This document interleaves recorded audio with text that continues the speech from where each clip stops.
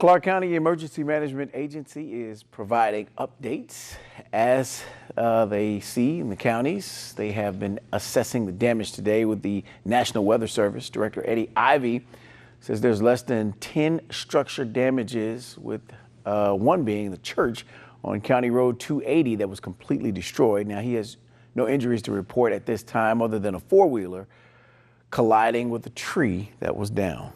It was a very strong storm. We're very fortunate that we didn't have worse and more damage and no injuries that we, could have had very easily. We're just thankful that the people paid attention to the warnings and they were prepared and, did the things that we're supposed to do. Ivy says the National Weather Service will continue to assess damages for the next few days.